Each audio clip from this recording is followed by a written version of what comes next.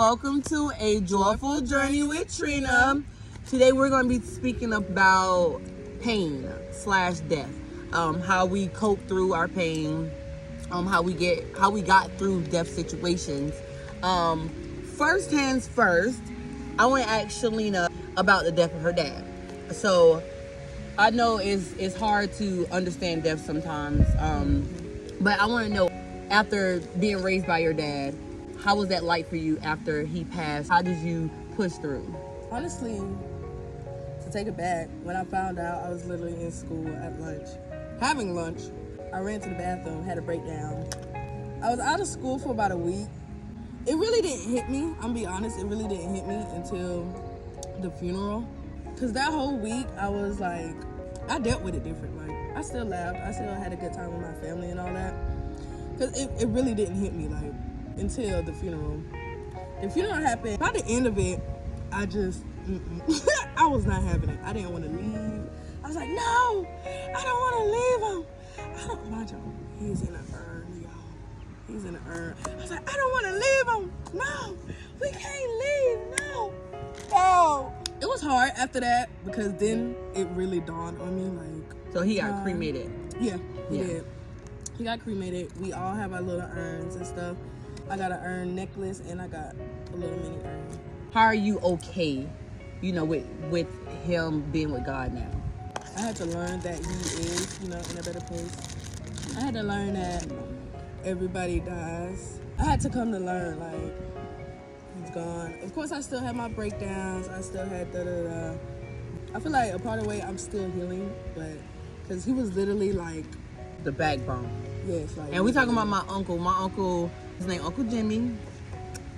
And this man was like a go-getter. Like, he would ride his bike. He would walk. Baby, he would walk us down. Baby. We would be tired. Go-getter. Literally. It's basically a mentality thing. Yeah.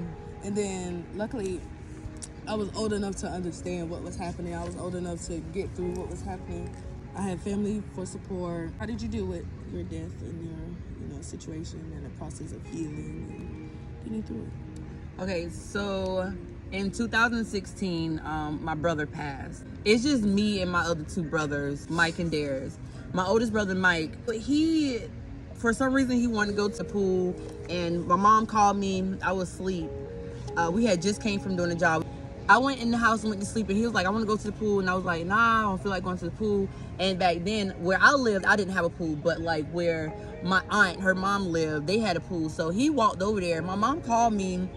It was like, something wrong with Mike. He not breathing. And in my family, we play too much. So called me again. She was like, something wrong with Mike.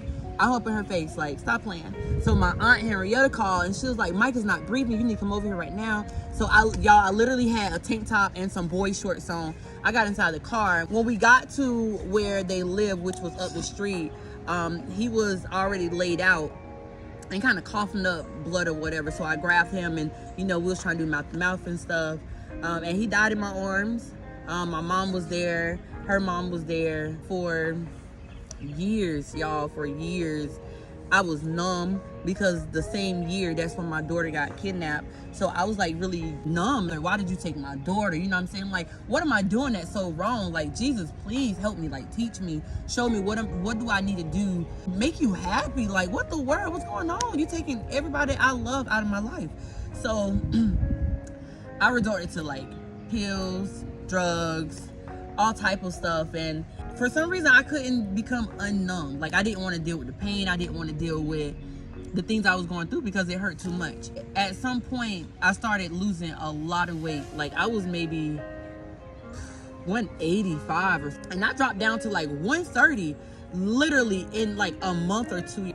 But people thought I was dying. So I was like, all right, let me adjust myself.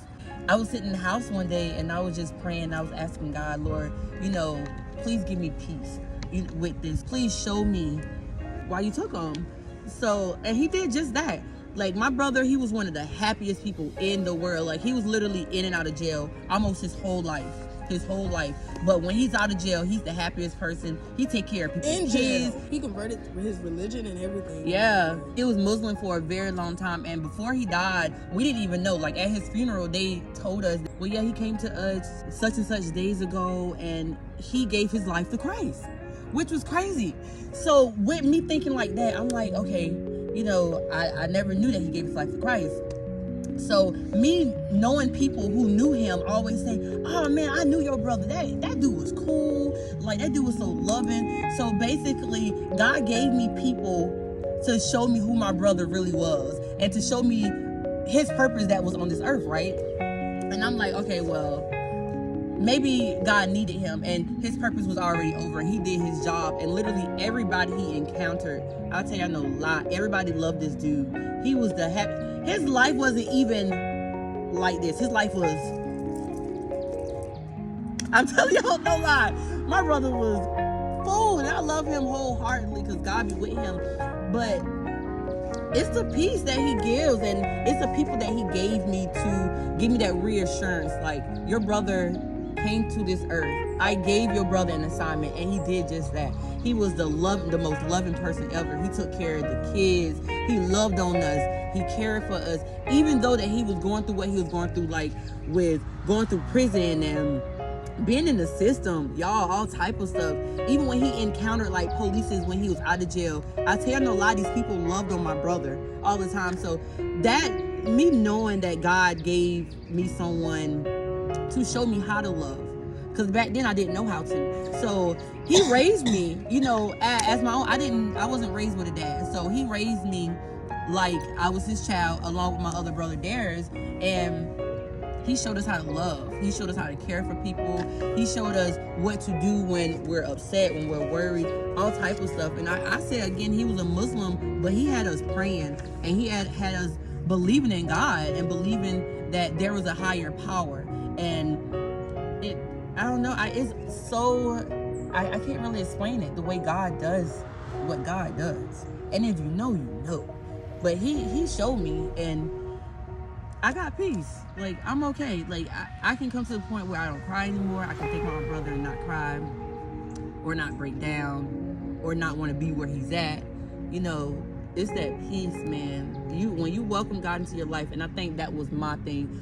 I wasn't welcoming him into my life. I wouldn't pray. I wouldn't talk to God. I wouldn't say, Lord, I thank you. You know, just as little as that. Because I was hurt. Like, dang, Lord, you supposed to be my father. Like, my dad would never hurt me like this. That was my mindset. And when I say God, Transform, baby. you are welcome to enter. He Invite that man in. He came through, and he gave me that reassurance, and he gave me that love and that peace, and I'm grateful that he gave me also the wisdom to know when I can tell that it's him.